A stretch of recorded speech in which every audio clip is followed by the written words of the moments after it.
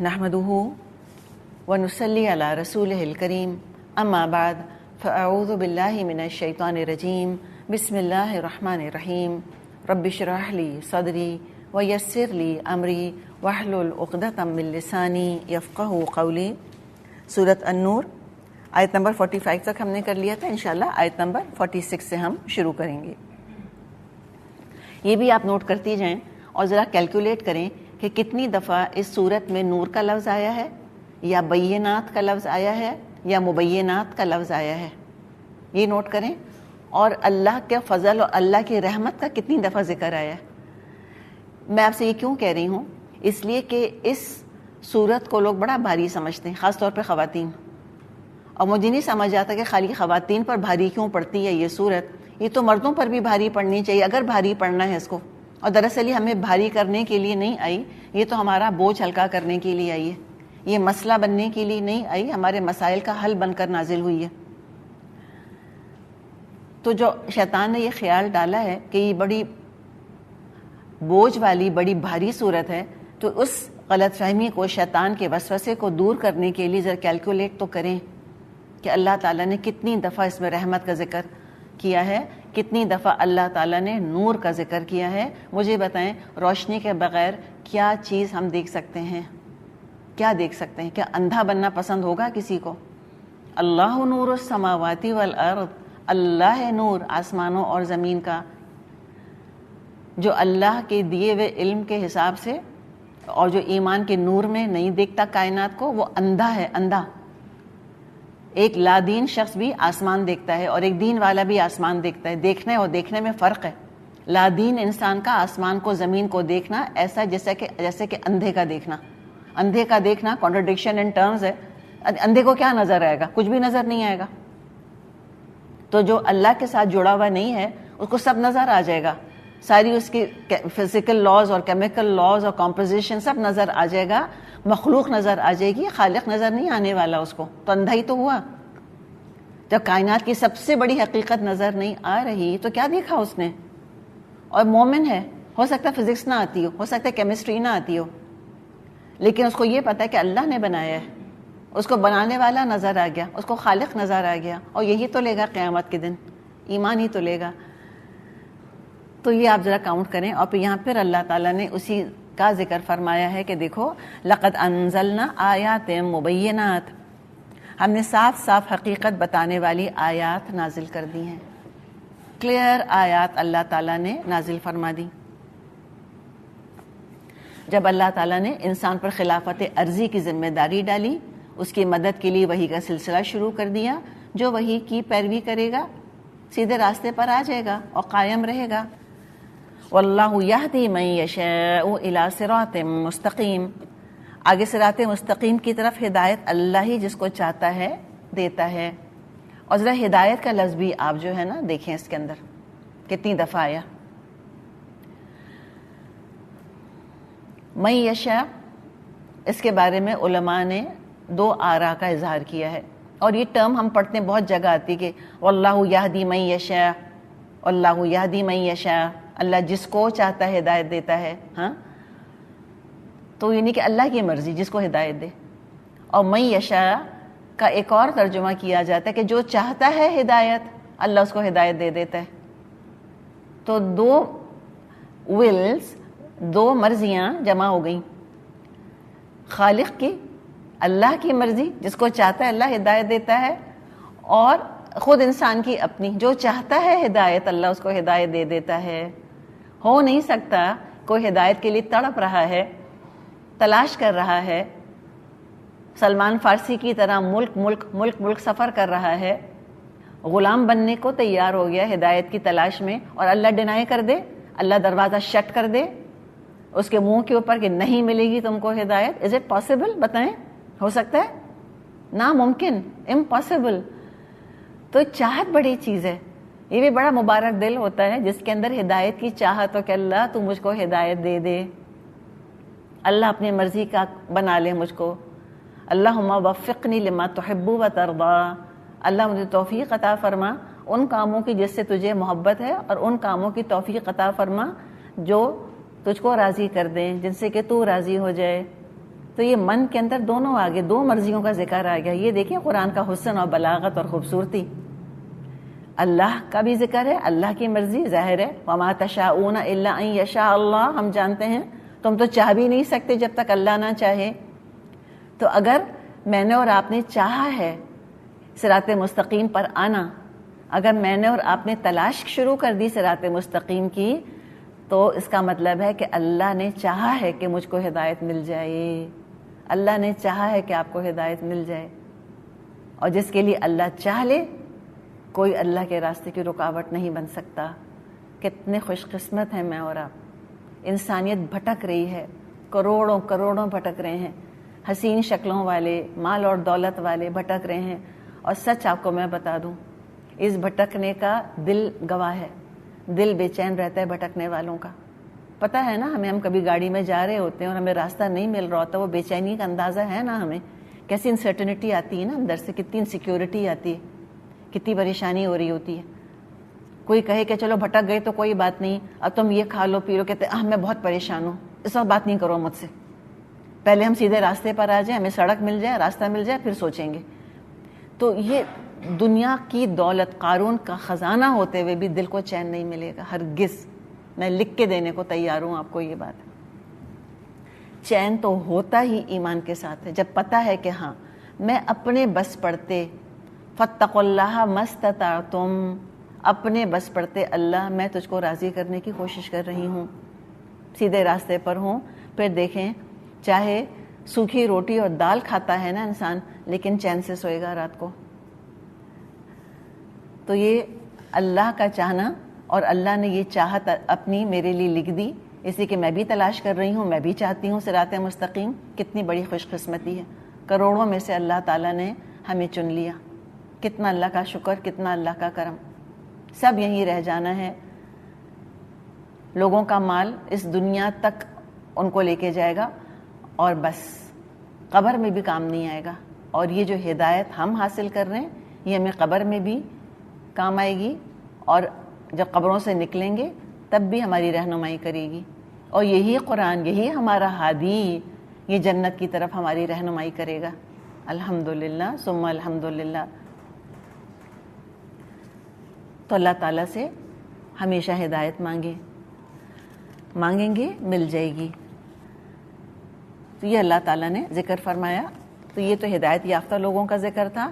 اب ان لوگوں کا ذکر کہ جن کے پاس یہ نور آیا, جن کے اندر اللہ تعالیٰ نے جو ایک پائلٹ فلیم رکھا تھا, نور فطرت رکھا تھا, اس کو انہوں نے نور ایمان سے فیڈ کیا. لیکن ہم سب جانتے ہیں کہ بھئی ایمان کے اپنے تقاضے ہیں. ایک اندھا ہے, وہ تو جہاں مرضی چلا جائے. آنکھوں والا جب ہوگا, اس امیجن کرنے ایک شخص اندھا ہے, ٹھیک ہے, اب وہ ادھر ادھر بھٹک رہا ہے. اب ایک دم اس کی آنکھوں میں نور آ جاتا ہے, وہ دیکھنے والا بن جاتا ہے. زیادہ الرٹ ہوگا کہ نہیں ہوگا؟ اب اس کو نظر آ رہا ہے کہ یہ سامنے سانپ پڑا ہوا ہے, یہ سانپ منہ کھولے ہوئے ہے, یہ فلاں خطرناک چیز ہے, یہاں پر کھائی ہے, یہاں پر گڑھا ہے, رائٹ. اب وہ آنکھ کھول کے سفر طے کرے گا اپنا, اور تھوڑا الرٹ تو ہونا پڑے گا, تھوڑا کوشش تو ہونا پڑے گا. تو فوراً ایمان کے ساتھ تقوی آتا ہے انسان کے اندر. کچھ چیزوں سے انسان کو بچنے کے لیے کہتا ہے تقوی کہ یہ نہ کرنا, یہ نہ کرنا, بڑا نقصان ہے. لیکن دل کہتا ہے, نفس کہتا ہے کرو کرو کرو کرو. تو اب پھر وہ نفس کی بات مانتے ہیں, اور پھر وہ دوبارہ اندھا بننا پسند کر لیتے ہیں, یعنی منافق, کہ نور ایمان ملا لیکن غل کر دیا اس نے. پیچھے پڑا تھا نا ہم نے کہ اللہ جس کے لیے نور نہ بنائے, وَمَن لَّمْ يَجْعَلِ اللَّهُ لَهُ نُورًا فَمَا لَهُ مِن نور, تو پولیس رات پر بھی نور نہیں ملے گا ایسے منافقوں کو. شروع میں ملے گا, پھر اس کا غل کر دیا جائے گا. اب اس کا اظہار کیسے ہوتا ہے عمل کے اندر, یہ اس کا ذکر کیا جا رہا ہے. یہ منافقوں کا ذکر ہے, بھٹکے ہوئے لوگوں کی کیٹیگری ہے. وَيَقُولُونَ آمَنَّا بِاللَّهِ وَبِالرَّسُولِ, یہ لوگ کہتے ہیں ہم ایمان لائے اللہ اور رسول پر.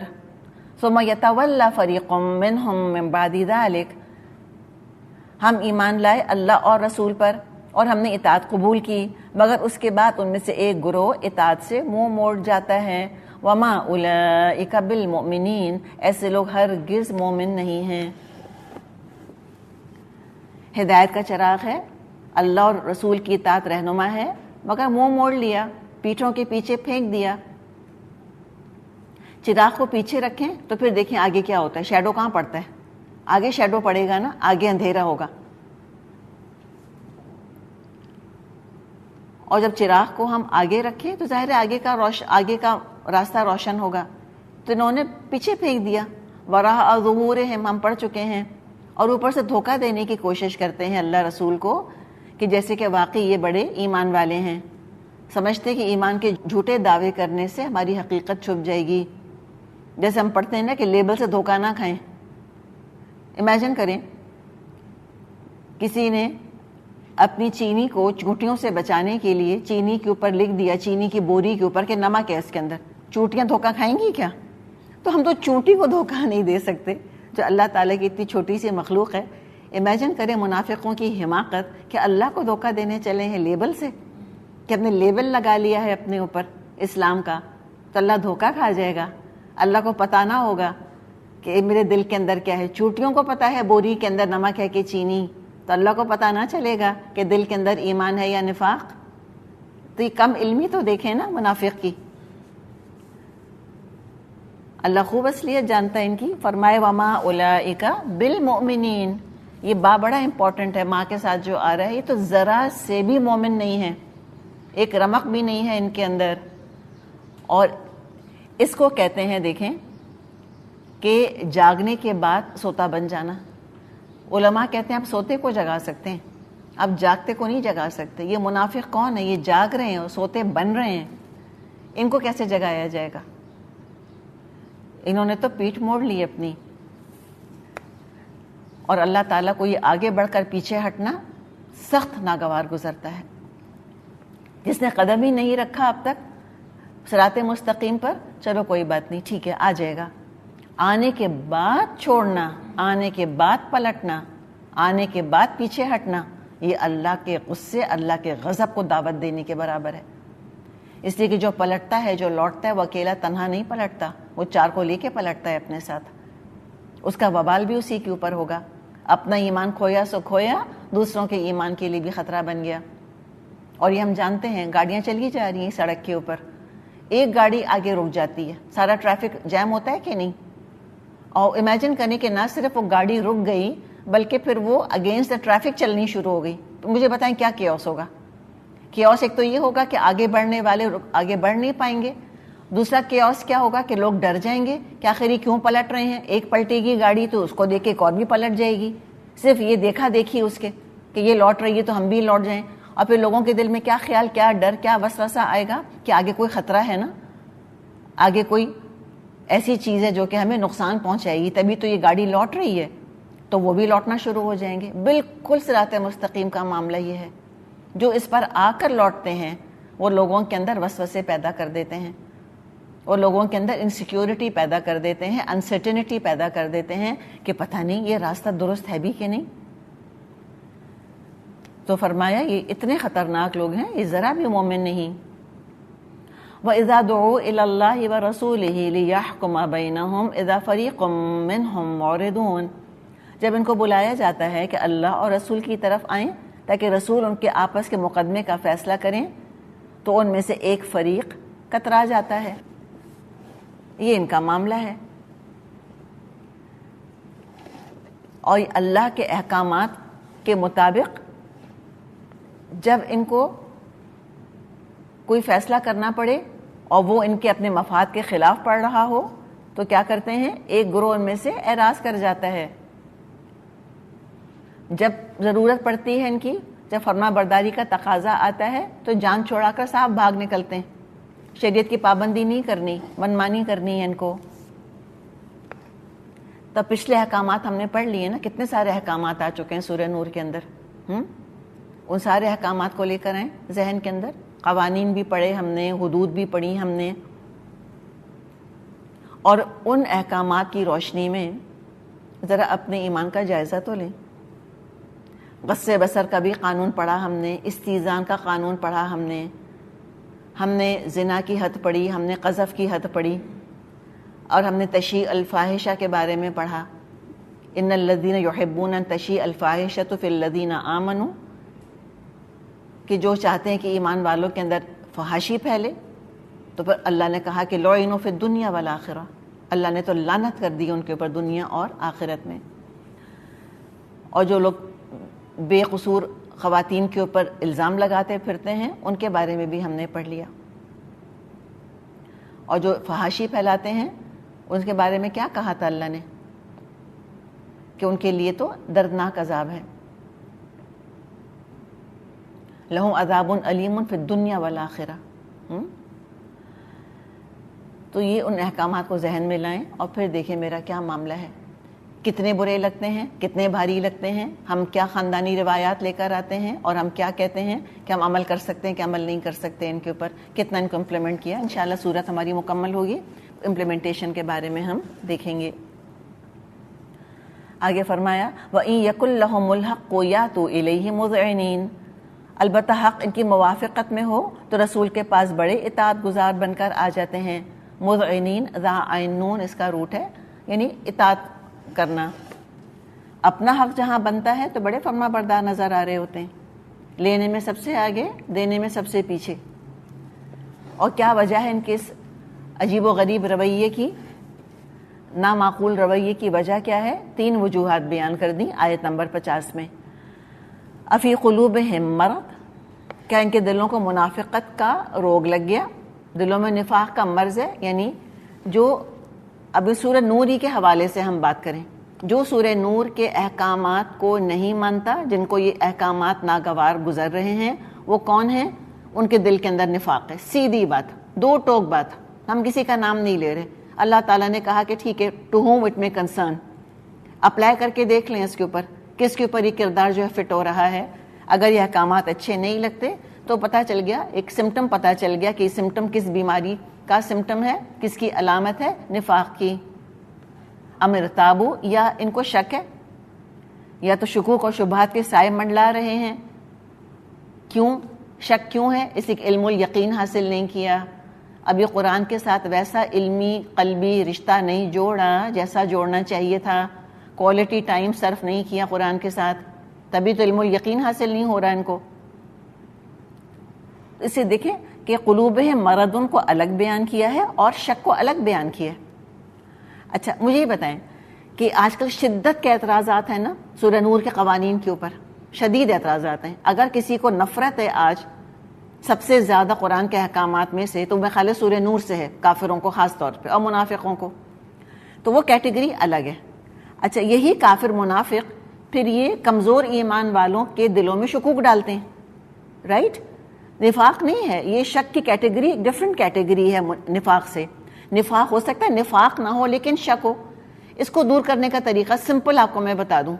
سورہ نور کے احکامات پڑھ لیے، اب شک آپ کو شک ہوا، آپ کو لگا نہ دس از ٹو مچ، بہت زیادہ ایکسٹریم ہے، یہ ڈھانکنا، کور کرنا، عورت کا زینت نہ دکھانا اور یہ سزائیں، مائی گاڈ دس از ٹو مچ. اچھا اوکے نو پرابلم، کیا کریں؟ شک کو دور کریں، پھر جائیں جا کے سرچ کر لیں، جا کے دنیا میں دیکھ لیں آپ کیا ہو رہا ہے اس وقت، خود دیکھ لیں، خود پڑھ لیں، پڑھیں اور پڑھیں، فیکٹس اینڈ فگرز پڑھیں، آپ لگائیں گھنٹوں اس کے اوپر. اور آپ یہ بھی دیکھیں کہ دنیا نے ان جرائم کو، ان ذاتیوں کو، اس استحصال کو، اس ایکسپلائٹیشن کو روکنے کے لیے کیا اقدامات کیے ہیں؟ 0/0، 0 آؤٹ آف 0. یہ ڈیفیمیشن کیسز سے کچھ بھی نہیں ہوتا، وہ چلتے رہتے ہیں، لٹکتے رہتے ہیں کورٹس کے اندر. کچھ عرصے کی سزا کسی کو دے دی سو دے دی، بات ختم، دیٹس اٹ. وہ 2-4 کا کوئی جو ہے وہ کریئر برباد ہو گیا، چلو دیٹس اٹ. لیکن جو ماس ایپیڈیمک ہے اس وقت، اس کو تو کوئی روک تھام نہیں کر رہا، اس کی تو اس کے آگے تو کوئی بند نہیں باندھا کسی نے. تو پھر دیکھیں کہ کیسے روکے گا یہ سارا جو ظلم اور زیادتی کا طوفان چلا آ رہا ہے، جس کی لپیٹ میں اللہ جانے کتنی لڑکیاں، کتنی عورتیں، کتنے بچے ہیں، لاکھوں کروڑوں کی تعداد میں. ریپ کے اسٹیٹسٹکس تو دیکھیں دنیا میں، اور بتائیں پھر کہ کیسے روکیں گے اس کو، ذرا بتائیں تو صحیح.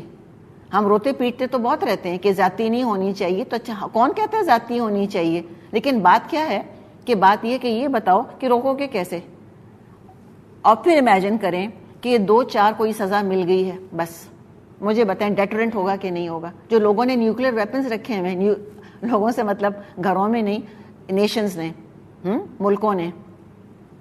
پاکستان کے پاس نیوکلیر ویپن ہے، انڈیا کے پاس نیوکلیر ویپن ہے، رائٹ؟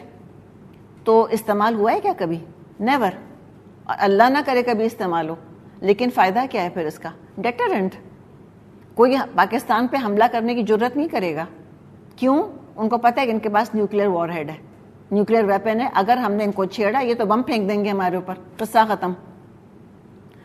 تو بات ساری یہی ہے, یہ سزائیں سب کو نہیں ملیں گی. کبھی نہیں ہوا اسلام کی تاریخ میں کہ ہر طرف کوڑے پڑ رہے ہیں, ہر طرف لوگ جو ہیں وہ رجم کیے جا رہے ہیں, یہاں سے وہاں تک لوگوں کے ہاتھ کٹ رہے ہیں اور لوگوں کی گردنیں جو ہیں وہ اڑائی جا رہی ہیں. نعوذ باللہ کوئی ماس مرڈررز نہیں تھے مسلمان حکمران.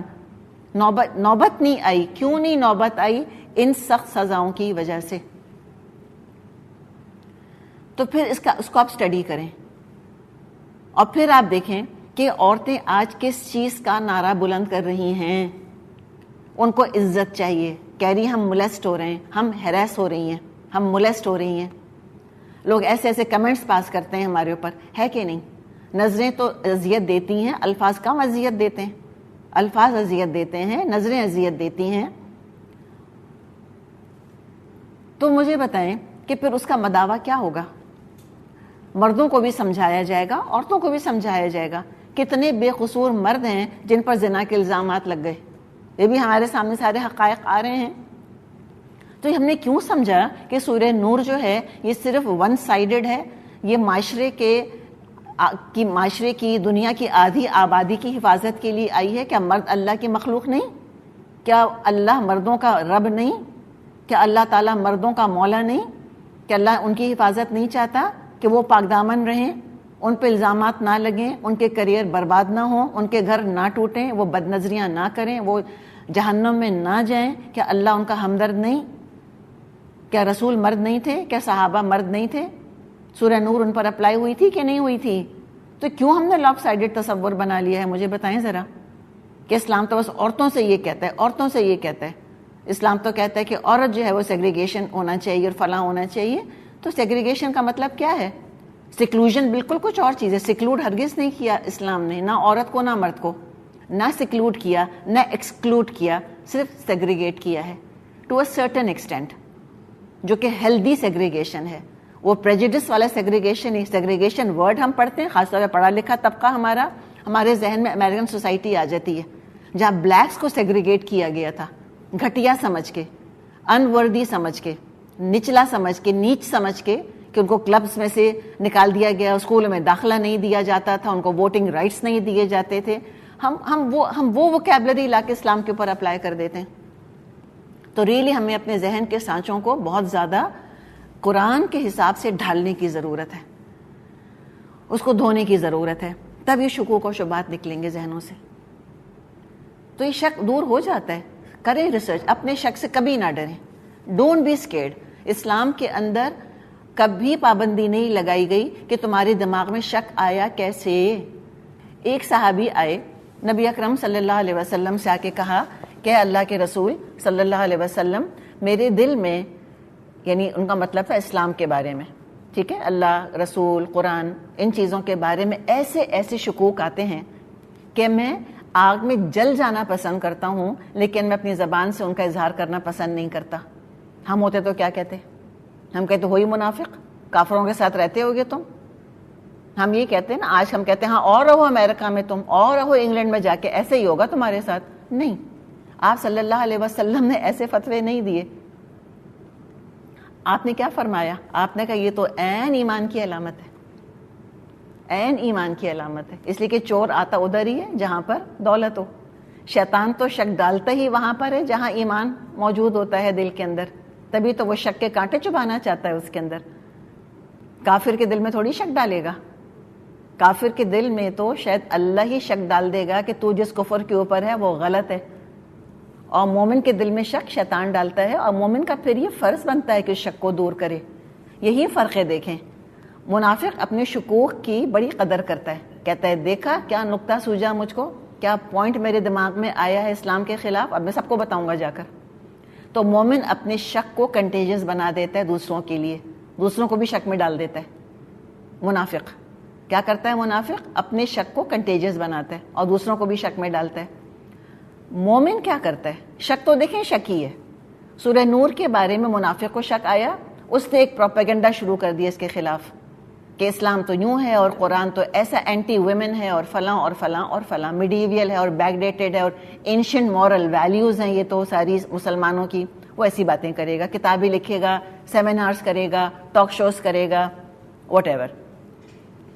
سیم شک مومن کے دل میں آئے گا کہ سورہ نور کے احکامات آج کی دنیا میں کیسے امپلیمنٹ ہوں گے بھائی، یہ تو نہیں ہو سکتا، جیسے یہ تو بڑا مشکل ہے، this is too much rigidity over here. Gender segregation اور پردہ عورتوں کا، how will the world operate, عورتیں کیسے نکلیں گی، پھر کیا کریں گی. لیکن اپنے شک کا اظہار نہیں کرتا. یہ مومن ہے، اپنے شک کو اپنے آپ تک رکھتا ہے. منافق اپنے شک پر خوش ہوتا ہے، مومن اپنے شک پر اپسیٹ ہو جاتا ہے. جیسے وہ صحابی اپسیٹ ہوئے تھے نا کہ میں جل جانا پسند کروں گا لیکن زبان سے اظہار کرنا پسند نہیں کرتا. تو جب مومن کے دل میں شک آتا ہے نا، وہ بے چین ہو جاتا ہے. آپ کو میں ایک اور چھوٹی سی مثال دوں اس شک کی. شوہر کو بیوی پر شک ہو گیا یا بیوی کو شوہر پہ شک ہو گیا کہ کوئی بے وفائی کا معاملہ ہو رہا ہے. اب مجھے بتائیں وہ بیوی کیا کرے گی، وہ شوہر کیا کرے گا؟ ساری دنیا میں اعلان کرے گا جا کے اپنے شک کا؟ اگر اس کو محبت ہے اپنے اسپاؤس سے، اس شک کو اپنے آپ تک رکھے گا اور اللہ سے دعا کرے گا کہ اللہ میرا شک غلط ہو، اللہ میرا شک بالکل غلط ہو، اللہ جو میں سوچ رہا ہوں، اللہ جو میں سوچ رہی ہوں، اللہ ایسا نہ ہو. یہی ہوگا نا؟ بتائیں، دل پہ ہاتھ رکھیں نا. اگر آپ بیوی ہیں تو یہی دعا کریں گی نا اپنے رب سے کہ اللہ جو میں نے سوچا غلط ہو، اللہ دھوکہ مجھ کو ہوا ہو، میرا شوہر ایسا نہ ہو، اللہ میری بیوی ایسی نہ ہو. بالکل مومن کا معاملہ یہی ہوتا ہے. کہتا ہے کہ اللہ جو شک آیا، اللہ میرا شک دور کر دے. اللہ یہ شک جو ہے نا، بس یہ شک ہی ہو. اور ظاہر ہے انسانوں میں تو پھر بھی میں کہتی ہوں شک کے درست ہونے کی گنجائش موجود ہے. ہو سکتا ہے واقعی شوہر بے وفا ہو سکتا ہے واقعی بیوی بے وفا ہو، غلط ہو. قرآن تو غلط نہیں ہو سکتا نا، اللہ تو غلط نہیں ہو سکتا نا، تو شک ہی غلط ہوگا. وہاں تو 100% حق کھڑا ہوا ہے. ان اللہ هو الحق المبین، آگے ہم پڑھ لیں گے. اللہ وہی حق ہے، الحق اللہ کا نام ہے، قرآن الحق ہے. تو یہاں تو غلطی کا کوئی شبہ شائبہ ہی نہیں ہے، اور جو بھی غلطی ہے وہ ہماری ہی اینڈ پر ہوگی اگر ہمیں شک ہو رہا ہے. تو اس شک کو دور کریں، ٹائم لگائیں اس کے اوپر، پھر گھنٹوں سرچ کریں. اب تو ہر چیز ہماری فنگر ٹپس کے اوپر ہے، کوئی ایشو ہی نہیں ہے. تو یہ امر تابو، یہ ایک اور ریزن ہے جو انسان ان احکامات پہ عمل نہیں کرتا یا جھجکتا ہے عمل کرتے ہوئے، یا عمل شروع کرتا ہے تو کنونس نہیں ہوتا، کنوکشن کے ساتھ نہیں کرتا. امی نے حجاب پہنا دیا تو شروع کر دیا، ہسبینڈ نے کہہ دیا تو کر دیا، بیوی نے کہا سیگریگیشن کرنا ہے مجھے گھر میں تو میاں نے بادل ناخواستہ کوپریٹ کر دیا کہ گھر میں فساد کرنے سے بہتر ہے چلو میں ہیومر کر لوں بیوی کو. یہی ہوتا ہے عام طور پہ. تو ویئر از دا کنوکشن؟ یقین کدھر ہے؟ پورے یقین کے ساتھ عمل جب کریں گے، جب شکوک کو ہم دور کریں گے. تو دیکھیں ورلڈ سچویشن کو، ان احکامات کو دیکھیں، ان کے امپلیمنٹیشن کو دیکھیں، اور دیکھیں ہمارے لیے نہ امریکہ کوئی ماڈل ہے، نہ ہمارے لیے طالبان کوئی ماڈل ہے، نہ افغانستان ماڈل ہے ہمارے لیے، نہ پاکستان ماڈل ہے. ہمارے لیے ماڈل ہے قرآن اور آپ صلی اللہ علیہ وسلم اور مدینے کی سوسائٹی. That's it. وہ ہے ہمارا اسلامک ماڈل. تو کسی بھی ملک کے اوپر بلا وجہ اسلام کو سپر امپوز نہ کریں، بلکہ اس امیج کو اسلام پہ سپر امپوز نہ کریں. افغانستان یا ایران یا عرب یا امریکہ یا یورپ یا پاکستان کو سپر امپوز مت کریں پلیز اسلام کے اوپر. اسلام کے ماڈل کو سمجھیں کہ مدینے میں ان آیات، ان احکامات کو کس طرح سے امپلیمنٹ کیا گیا تھا اور کیسی ہیلدی، کیسی تھرائیونگ سوسائٹی وجود میں آئی تھی. دیکھیں ہم مردوں کا ذکر تو سنتے رہتے ہیں نا کہ ٹھیک ہے اتنے اچھے مرد تھے، فلاں علماء یوں تھے اور فلاں تھے اور اسکالرس تھے اور لیڈرز تھے، سارے تھے. مجھے بتائیں کہ اگر درخت اتنا صحت مند ہے تو کس بات کی علامت ہے کہ جڑ کتنی صحت مند ہے؟ یہی علامت ہے نا. تو اگر اتنے ہم کو یہ مرد جو نمایاں ہوتے ہیں معاشرے میں، اور حقیقت ہے کہ اسلامی معاشرے میں ہوتا یہی ہے کہ مردوں کی رسپانسبلٹیز ہوتی ہیں، وہ گھر سے نکل کر کام کر رہے ہوتے ہیں، تو آبویسلی نمایاں وہی ہوتے ہیں. ہمیں کوئی ایشو نہیں ہے. اللہ نے مجھ کو بیٹے دیے ہیں، اگر میرے بیٹے دنیا میں کامیاب ہوتے ہیں تو مجھے تو لگے گا کہ اللہ نے بہت بڑا احسان میرے اوپر کیا کہ اللہ نے ایک ماں ہونے کے ناطے مجھے سرخرو کر دیا. یہی فیلنگ آئے گی نا. تو یہ دیکھیں کہ جب وہ مرد اتنے اچھے تھے تو جڑ میں کون ہے ان کے؟ ماں، بیوی. خواتین وہ کیسی اچھی ہوں گی. اور ہو نہیں سکتا کہ عورتیں ناخوش ہوں, ایکسپلائٹڈ ہوں, اور پھر وہ اتنے اچھے بیٹے پال سکیں, اتنے اچھے مرد پال سکیں, اتنا شوہر کو پرسکون کر سکیں. تو اس سوسائٹی کو دیکھیں تو شکوک ہمارے دور ہوں گے انشاءاللہ تعالی. ازواج کو دیکھیں, سب سے بڑھ کے تو پہلے انہوں نے تو عمل کیا تھا نا. نبی اکرم صلی اللہ علیہ وسلم کی بیٹیوں کو دیکھیں, فاطمہ کو دیکھیں. ہمیں فاطمہ تو ویسے تو ہم بہت روتے پیٹتے ہیں, فاطمہ کی چادر کے بارے میں تو بہت رونا آتا ہے لوگوں کو, اور اس پہ تو کیا کچھ بیان ہے جو کہ کہے جاتے ہیں. تو کسی خاتون نے کہا, اور وہ سنی نہیں تھی, شیعہ تھی. ہم جانتے ہیں نا کہ شیعوں کا ایک خاص انداز ہے, تو اور اس میں فاطمہ رضی اللہ عنہا کی چادر کا ذکر بہت کرتے ہیں. تو ایک شیعہ خاتون ہی کہہ رہی تھیں کہ میں نے ان سے کہا کہ فاطمہ کی چادر کو تو بہت رو رہے ہو تم سارے کے سارے, تمہاری چادریں کدھر ہیں؟ بات تو ساری یہ ہے, رول ماڈل کس کو بنانا ہے؟ اگر فاطمہ رضی اللہ عنہا کو رول ماڈل بنانا ہے, انہوں نے تو کبھی نہیں سمجھا کہ بڑا ظلم ہوا میرے اوپر. عائشہ نے تو کبھی نہ سمجھا کہ بڑا ظلم ہوا میرے اوپر. تو ظلم نہیں ہوا تھا اس لیے سمجھا انہوں نے. وہ they were not brain wash, they were not brain dead. ان خواتین کو دیکھیں کیا ان کی شخصیات کیا شخصیات تھیں اور کیا وہ خواتین تھیں. تو انشاءاللہ جب ہم یہ ہسٹری پڑھیں گے, کانٹیکسٹ دیکھیں گے, ان جو ہم نے ایک کانسیپٹ قائم کر لیا ہے, امیج بنا لیا ہے اپنا مختلف ملکوں کی شکل میں, جہاں ڈسٹورٹڈ ہمیں شکلیں نظر آ رہی ہیں اسلام کی, اس کو پلیز سیپریٹ کریں. انشاءاللہ شکوک دور ہو جائیں گے, اللہ مدد کرے گا, اللہ تعالیٰ شک دور کرے گا اور ہمارے دلوں کے اندر ایمان گاڑ دے گا. اور ہم اس کی مثالیں دیکھ چکے ہیں. بدر میں بھی لوگوں کے دل میں شک آیا تھا کہ ہمیں جنگ کرنی چاہیے, لشکر سے نہیں کرنی چاہیے. اللہ نے قدم جما دی. کیوں؟ اس لیے کہ مومن تھے.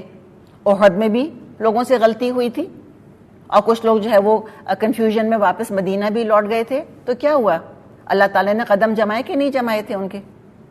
ہو گیا تھا نا سارا کچھ. تو انشاءاللہ تعالیٰ ہمارا بھی اللہ تعالیٰ شک دور کر دے گا. تو یہ سیکنڈ چیز پھر یہ ہے کہ کیوں نہیں احکامات پہ عمل ہو رہا ہوتا؟ اس لیے کہ شکوک اور شبہات ہوتے ہیں دلوں کے اندر.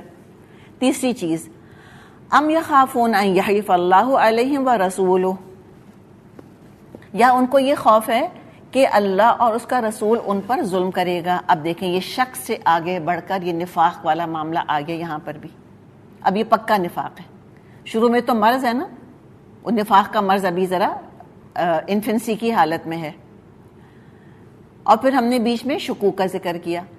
اگر اس مرض کا اور اس شک کا علاج نہیں کیا جائے گا تو پھر یہ تیسرا سٹیج آ جائے گا یہاں پر کہ اللہ رسول ظالم لگنے لگیں گے. اور یہ ہم 100 افسوس کے ساتھ ہم کہہ رہے ہیں کہ آج مسلمان خود یہ سمجھتے ہیں اور خود یہ کہتے ہیں کہ بڑا ظلم کیا ہے اللہ نے, بڑا ظلم کیا ہے قرآن نے. تب اس کا تو مطلب یہ ہے کہ جو اللہ رسول کو ظالم سمجھتا ہے, اتنا برا گمان رکھتا ہے اللہ کے بارے میں, اس کے دل میں تو ایمان ہے ہی کوئی نہیں. ان کے خیال میں شریعت ظالمانہ ہے, غیر منصفانہ ہے, انجسٹ ہے, متعصب ہے, ظالم ہے. اللہ کیا کہتا ہے اس کے اوپر؟ بل اولئک ھم الظالمون. اصل بات یہ نہیں ہے کہ اللہ ظالم ہے یا اللہ کے رسول نہ حق کوئی حق تلفی کریں گے یا حق ادا نہیں کریں گے ان لوگوں کا. بات یہ خود ظالم ہیں. جو مرد سورہ نور کی مخالفت کرتا ہے وہ خود عورت پہ ظلم کرنا چاہتا ہے. ان کے جھوٹے دعوے ہیں کہ ہم لبریٹ کرتے ہیں عورت کو. کہاں لبریٹ کیا انہوں نے عورت کو؟ آج عورت جیسی قیدی ہے اور جتنی ایکسپلائٹڈ ہے, وہ تو اللہ ہی بہتر جانتا ہے کہ کون سا دور ایسا آیا ہوگا انسانی تاریخ میں جب عورت کا یہ حال کیا ہوگا اور جو بچوں کا یہ حال کیا ہوگا کہ 2 سال کی بچی سے لے کے 80 سال کی عورت, بلکہ قبر میں دفن عورت محفوظ نہیں ہے. تو مجھے بتائیں یہ دنیا کا حال ہے تو کیا سزا نہیں ملنی چاہیے ایسے مردوں کو؟ مجھے بتائیں آپ, کوڑے نہیں پڑنے چاہیے ان کو؟ جس بیوی کا اعتماد انہوں نے کھو دیا, جس کے جذبات کو ٹھیس لگائی, نکاح اس سے کیا, وفاداری کے وعدے اس سے کیے, اور غیر عورت کے ساتھ جا کے سو گیا, رات گزار کر آیا, کیوں نہیں رجم کیا جائے اس کو؟ بتائیں ذرا, مجھ کو ریزن تو دیں کوئی ایک. جو عورت کسی اور مرد کا بچہ گھسا کر لے آئی, کسی شادی کی کسی مرد سے, وفاداری کے دعوے کی کسی مرد سے, کھایا اس مرد کی کمائی سے, اور جا کے سو گئی کسی اور مرد کے ساتھ, اور اپنے شوہر کو دھوکہ دیا, نسب گڑبڑ کر دیا, کسی غیر مرد کا بچہ لے کر آ گئی اس خاندان کے اندر, اس مرد کے سر پہ تھوپ دیا اور بیوقوف اس کو بنایا کہ یہ بچہ تمہارا ہے. کیوں نہ رجم کی جائے ویسی عورت؟ Why not? کس قسم کا ماحول دینا چاہ رہے ہیں اپنی ایک اگلی نسل کو ہم؟ اور دیکھیں اس سیکشوالٹی پر پابندی نہیں لگائیں گے تو محرم رشتے بھی محفوظ نہیں رہیں گے. پھر یہ بھی ہم جان لیں اچھی طرح سے. پھر جس کو اللہ تعالیٰ نے محافظ بنایا ہے مرد کو، جس باپ کو اللہ تعالیٰ نے بیٹی کے سر کا سایہ بنایا ہے، چھت بنایا ہے، جس بھائی کو بہن کی عزت کا محافظ بنایا ہے، وہی لٹیرے بن جائیں گے، وہی بھیڑیے بن جائیں گے. یہ سب کو معاملہ جائے گا. دیکھ لیں پھر. اور پھر خود آپ پڑھ لیں، مجھے بتانے کی ضرورت نہیں ہے. ایک زمانے میں ہم بتایا کرتے تھے اس لیے کہ یہ نالج عام لوگوں کو دستیاب نہیں ہوتی تھی، کتابوں سے پڑھ کے نکالنی پڑتی تھی. اب آپ خود دیکھ لیں، خود آپ جائیں گوگل کر کے دیکھ لیں، آپ کو سب پتہ چل جائے گا. تو فرمایا کہ یہ خود ظالم ہے. ایسے مرد یہ خود ظلم کرنا چاہتے ہیں، یہ کوئی آزاد نہیں کرنا چاہتے عورت کو. اور جو عورتیں مخالف ہیں اور کہتی کہ نہیں اس صورت کو امپلیمنٹ ہم ہرگز نہیں ہونے دیں گے، ہماری آزادی پر پابندی ہے، یہ خود عورتیں ظالم ہیں. دراصل یہ مردوں پہ ظلم کر رہی ہیں، یہ ان کی زندگیاں برباد کر رہی ہیں. یہ انسٹیٹیوشن آف میرج کو خراب کرنے والی عورت ہے، یہ گھر بسانے والی عورت نہیں ہے. اللہ تعالیٰ عورت کو بازار کی زینت ہرگز نہیں بنانا چاہتا، تبھی تو بازار حسن بند کر دیے گئے سارے. یہ میں اور آپ، ہم انتہائی پاکیزہ نور ہیں، ہم گھروں کا چراغ ہیں، ہم شمع محفل نہیں ہیں. اللہ تعالیٰ ہمیں شمع محفل نہیں بنانا چاہتا. اور جو یہ چاہتی ہے کہ وہ اس طرح سے اپنے حسن کے جلوے دکھاتی پھرے، تو وہ تو معاشرے کو جلا رہی ہے. یہ آگ جو ہے یہ پورے معاشرے کو جلا دے گی، یہ گھروں کا سکون برباد کر کے رکھ دے گی، اور پھر یہ لوٹ کے یہ بربادی اسی عورت تک پہنچے گی. تو کہا کہ اور اس میں کنوکشن آپ دیکھیں، بل اولئک ھم الظالمون. ہم نے بات کی تھی نا کہ سورہ نور کا انداز بڑا حاکمانہ ہے، ان کمپرومائزنگ سٹائل ہے اس کا. دو ٹوک بات کی ہے. اللہ تعالیٰ کو کوئی فکر نہیں ہے کہ اللہ تعالیٰ جو فرما رہا ہے وہ پولیٹیکلی کریکٹ ہے یا نہیں، وہ فلیور آف دا منتھ کے ساتھ وہ سنکرونائزڈ ہے یا نہیں. اللہ تعالیٰ غنی ہے اس چیز سے کہ وہ لوگوں کے اپروول کی پرواہ کرے. اللہ تعالیٰ حق بیان کرتا ہے، اور ان اللہ لا یستحیی من الحق. اللہ حق بتانے سے ہرگز نہیں شرماتا، ہرگز اللہ امبیرس نہیں ہوتا. او مائی گاڈ ہم یہ کیسے کہیں گے، وہ تو ہم سوچتے ہیں نا، اللہ تھوڑی سوچتا ہے ایسے کہ ہاں اب لوگ کیا کہیں گے. جب لوگوں کو اللہ کی پرواہ نہیں ہے کہ اللہ کیا کہے گا جب ہم ایسی باتیں کر رہے ہیں، تو اللہ کو کیا پرواہ؟ اللہ کو کبھی پرواہ کرے گا میری اور آپ کی اور انسانوں کی کہ ہو اب لوگ کیا سوچیں گے میرے بارے میں؟ اللہ کو ووٹ تھوڑی چاہیے، اللہ کو الیکشن تھوڑی لڑنا ہے کوئی، اللہ کو پاپولیرٹی کی فکر تھوڑی ہے کہ ہاں اگر لوگ ناراض ہو گئے تو مجھے ووٹ نہیں دیں گے اگلی دفعہ. اللہ تعالیٰ کی بادشاہی پر کوئی ہاتھ نہیں ڈال سکتا، اللہ ہی ہے وہ. تو اللہ تعالیٰ تو دو ٹوک بات کرتا ہے. سورہ نور کا انداز آپ دیکھیں، کیا زبردست انداز ہے اس کا، کیسے جم کے بات کی گئی ہے اس کے اندر. ساری مخالفتوں کو پرے پھینک دیا گیا اٹھا کے ایک طرف. تو مجھے اور آپ کو بھی یہی کرنے کی ضرورت ہے انشاءاللہ تعالیٰ.